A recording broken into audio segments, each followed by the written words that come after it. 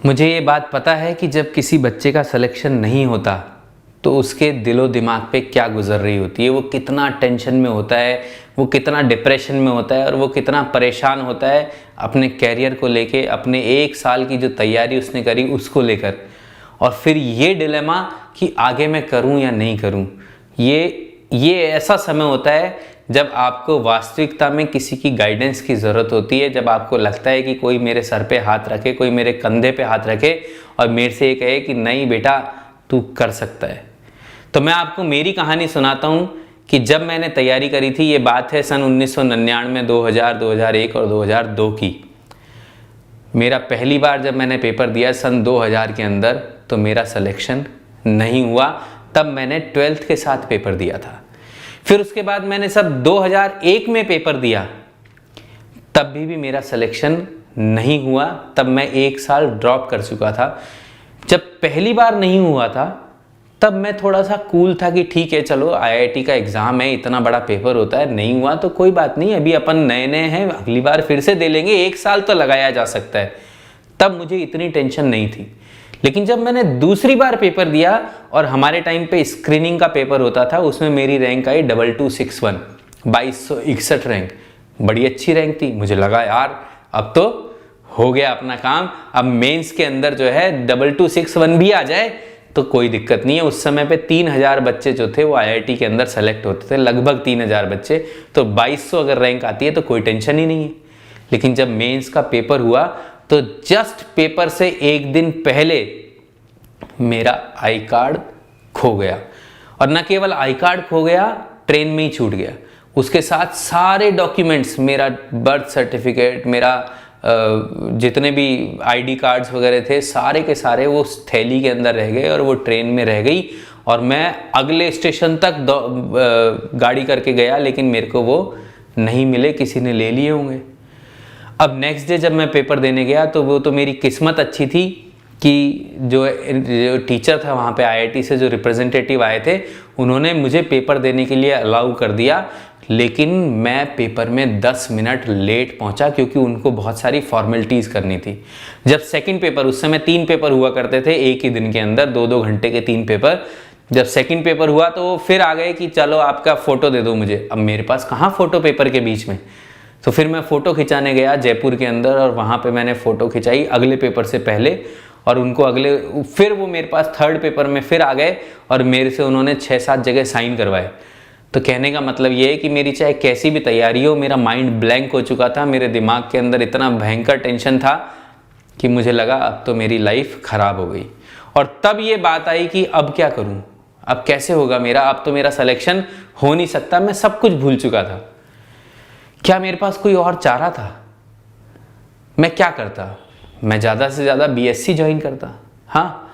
लेकिन मैंने अपने अंदर खुद को ढांढस बंधाई, अपने आप से कहा कि नहीं सुधांशु, तेरे में वो पोटेंशियल है कि तू आईआईटी निकाल सकता है, तू जा सकता है कॉलेज के अंदर, और तेरे को पता है कि तेरी कहाँ कमियां हैं। अभी तू 2200 की सोच रहा है, अगली बार 1000 की सोच, तेरे को 1000 के अंदर आना है। देखो मैं बहुत ही एवरेज स्टूडेंट हूँ, मैं बहुत इंटेलिजेंट बच्चा नहीं हूँ। मैं ऐसा नहीं हूँ कि मैंने कुछ पढ़ा और मुझे याद हो गया। मैंने इतनी प्रैक्टिस करी है। इंटीग्रेशन का नाम आपने सुना होगा, मैंने 2000 सवाल इंटीग्रेशन के लगाए। ऐसा छोटा मोटा नहीं, मैंने एक एक चैप्टर को 3-3-4, क्योंकि ड्रॉपर बनने के बाद ये और कठिन हो जाता है कि आप उन्हीं चैप्टर्स को फिर से पढ़ रहे होते हो जो कि आप पहले पढ़ चुके हो। तो वो बच्चे जो कि अभी ड्रॉप कर रहे हैं वो निराश ना हो। अगर उन्हें लगता है कि उनके अंदर हिम्मत बाकी है, उनके अंदर जुनून है डॉक्टर बनने का, उनके अंदर जुनून है इस नीट के एग्ज़ाम को क्रैक करने का, तो फिर वो फिर से लग जाएं।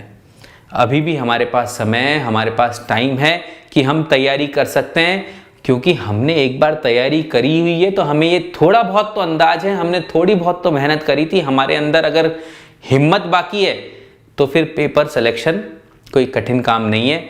अपने मन को मजबूत करो और सिस्टमैटिक तरीके से काम करो। अगर आपको लगता है कि हाँ अब आप देखो, तीसरा पॉइंट ये है कि जब 2 साल हो गए तो फिर मैं तीसरी बार कोचिंग नहीं गया, क्योंकि मुझे पता था कि कोचिंग में कैसे कैसे पढ़ाने वाले हैं। मैं क्या किया, मैंने उस समय पे कोई वीडियो कोर्स तो होते नहीं थे, तो मैंने क्या किया, कुछ इंडिविजुअल टीचर्स ज्वाइन कर लिए और उनसे कहा कि सर मैं हर क्लास में नहीं आऊँगा, लेकिन जहाँ मेरे को डाउट होगा, जहाँ मेरे को प्रॉब्लम होगी, वहाँ पे मैं पढ़ाई करूँगा। तो उस समय पे एलन के अंदर एक बैच चलता था आईआईटी का। उस समय आईआईटी नहीं पढ़ाते थे एलन में, तो मैं ब्रजेश माहेश्वरी सर जो हैं वो फिजिक्स की क्लास लेते थे वहाँ पे, तो मैं उनके यहाँ पे 1 महीने के लिए पढ़ने गया। तो सोचो एलन किस उसमें था कि आईआईटी के लिए मैं सिर्फ 1 महीने पढ़ने वहाँ पे गया। मैंने रेजोनेंस भी उस समय पे नया खुला था, तो मैंने वर्मा सर से भी वहाँ पे पढ़ाई करी। फिर एक जो रेजोनेंस के अंदर जो मैथ्स के एचओडी हैं उनसे मैं इंडिविजुअल क्लास के अंदर पढ़ने गया। फिर जो राव आईआईटी एकेडमी चलाने वाले राव सर हैं उनसे मैंने वहाँ पे एक मौजी बाबा की गुफा थी, वहाँ पे जाके वो केमिस्ट्री क्लास लेते थे, वो मैंने उनसे पढ़ा। फिर एक शिशिर मित्तल सर हैं, उनसे मैंने, जो कि आज रेजोनेंस के केमिस्ट्री के एचओडी हैं, उनसे मैंने इंडिविजुअल क्लास वो उस समय चलाते थे केमिस्ट्री की, तो उनसे जाके अपने डाउट सॉल्व करने के लिए मैं वहाँ पे गया। आप लोगों के लिए तो बहुत आसान है। आज आप अगर नीट प्रेप का कोर्स ज्वाइन करते हैं, वीडियोस का कोर्स लेते हैं, तो ज़रूरी नहीं है कि आप सारे के सारे वीडियोस देखें। आप वो वाले वीडियोस देखिए जहाँ पे आपको लगता है कि आपके अंदर कमी है, आप वो क्वेश्चंस करिए। आपके पास ढेरों क्वेश्चन है, नीट प्रेप के जो प्लेटफॉर्म है उसके ऊपर हम लोगों ने हर चैप्टर के 200 सवाल, मिनिमम 200 सवाल, 300 सवाल हर चैप्टर के उसके अंदर डाले हुए हैं। तो आपको लगता है कि कितने टाइम के अंदर मुझे करना चाहिए, आपकी स्पीड बढ़ाने के लिए कैसे करना चाहिए, आपके कंसेप्ट सुधारने के लिए क्या करना चाहिए, वो सारे के सारी फैसिलिटीज़ आपको आपके घर बैठे ही मिल जाएगी। आपको इधर उधर भागने की ज़रूरत नहीं है। तो घर बैठे ही अगर आप तैयारी करना चाहते हैं, अपना टाइम वेस्ट नहीं करना चाहते, आप वही सिस्टमेटिक तरीके से तैयारी करना चाहते हैं, तो इससे अच्छी अपॉर्चुनिटी तो आपके लिए हो ही नहीं सकती। तो वो बच्चे जो सोच रहे हैं कि मैं कर सकता हूँ, मेरे अंदर वो जज्बा बाकी है, तो वो लोगों के लिए आज का समय इतना आसान है। वीडियो लेक्चर देखिए, यूट्यूब पे देखिए, लाइव क्लासेस के अंदर देखिए, अपने प्रॉब्लम हमारे पास पोस्ट करिए, हम उसका सॉल्यूशन करके बताएंगे और आपका सिलेक्शन हो सकता है। लेकिन मेहनत आपको करनी पड़ेगी, हिम्मत आपको दिखानी पड़ेगी और कंसिस्टेंसी के साथ काम करना पड़ेगा। अभी भी 8 महीने बाकी हैं, 250 दिन हमारे पास हैं, 248-49 दिन अब तो बाकी है 3 मई के एग्ज़ाम में। तो लग जाइए, मेहनत करिए और जीत के आइए। चलिए, ऑल द बेस्ट।